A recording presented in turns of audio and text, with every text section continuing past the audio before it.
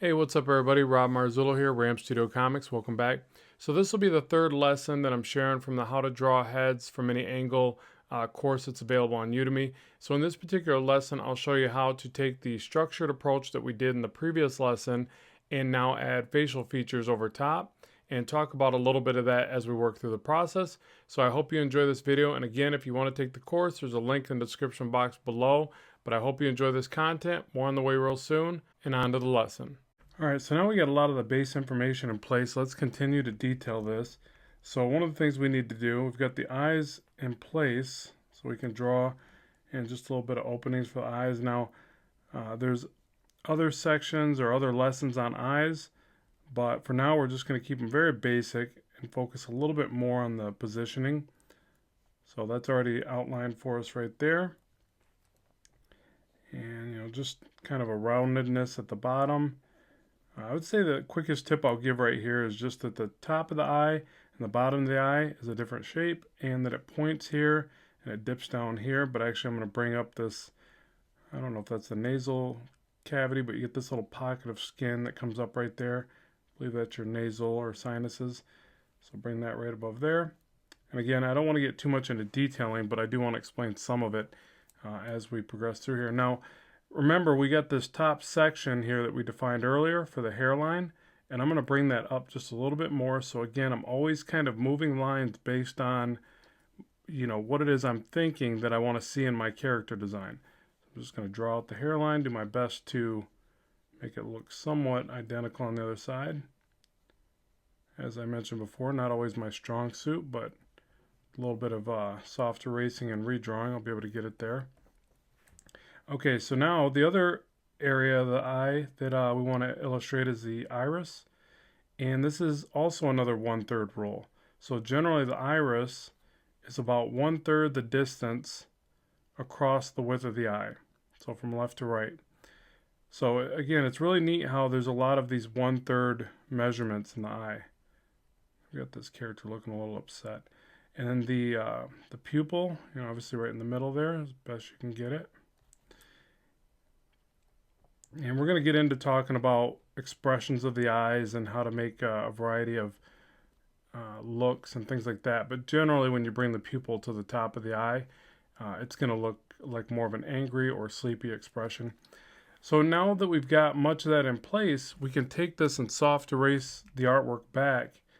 And everything's pretty much there as far as placement goes. It's still very rigid looking, very stiff, lifeless, but essentially just very overly structured. So what ends up happening is you have to get through that and say, okay, how do I liven this up a bit? And you start adding in more character traits. So now we can kind of do more of, I say drawing, it's all drawing, but I get a little bit more creative interpretation. So you get in here and use that initial line work. I actually brought the brows a little too close together there. But use that initial foundation now to not think about things like your placement as much. You're able to focus a little bit more on just what does this character look like? Who am I trying to draw here? What's this guy's story kind of thing? And then you start worrying a little bit more about things like line weight, maybe not quite shadows yet, but a little bit of shadows in your line weight. But I just say stylization at this point. So I'm still moving things around. Like I want to see these cheekbones look a bit more chiseled, but I also feel like they're too far apart. So the distance of the eye, can be you got to be careful with that. It's real easy to get that wrong, I guess, in your character design.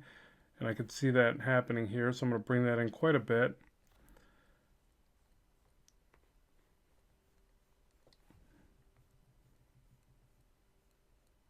But again, I've got a lot of that information in place so that it's not really that hard to make these decisions now. In fact, it's a lot less effort.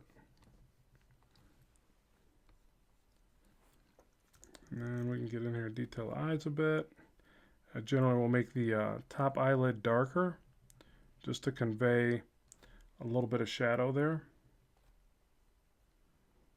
And since the eyes are rounded, I generally will put more shadow on the inside edges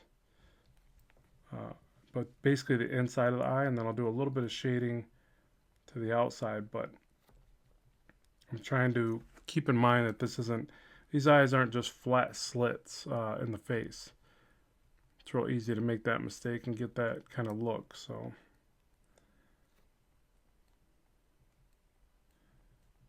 and we're going to get more into rendering, but I just want to render this out a little bit so you can see where it's going. Drop shadow on the iris, things like that. Okay, and since we brought those cheekbones in, we got to also adjust to the cranium. Now, we could say that the upper cranial mass is wider at the top. There's nothing wrong with that, but it's got to at least meet. It's got to taper in and meet appropriately to the cheekbones. So that might even be too wide. I don't know. We'll have to wait and see how it comes out here. And the ears, just get a little bit of shape change in there. You're not going to see much of the ears from this angle.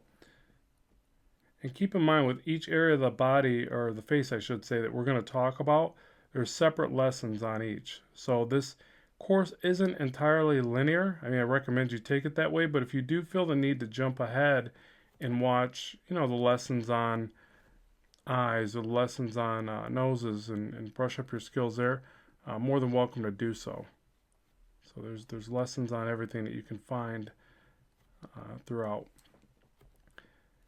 Yeah, so we just keep detailing, we keep adding it, getting the look of the character that we're after.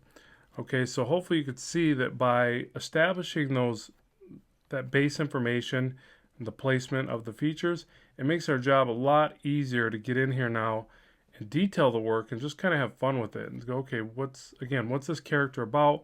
What are we trying to convey? What kind of look? And that's it. That's really all you have to do. That preliminary work makes your life a lot easier. And then obviously you check it by flipping it back and forth. And you can see there's some inconsistency there. The head's a little misshaped right there. So I would just take that. Some redraws, some erases. The other way that you can check it really well is to cut it right down the middle. If you're working off paper, same thing. You'd fold the paper in half or whatever. And it could be a neat kind of exercise just to see, but I do recommend just flipping the work or checking it in a mirror and then going back and forth and trying to make just small corrections, so if you can just keep picking at it and get the things to start lining up well, and remember that you don't have to make totally symmetrical faces, because nobody's face is totally symmetrical, but it's a nice exercise to get as much of it as you can in place. All right, that'll complete this lesson. Next, we're going to take this face and draw it from a profile. I'll use this existing sketch and kind of aid us in that. So let's head over to the next lesson.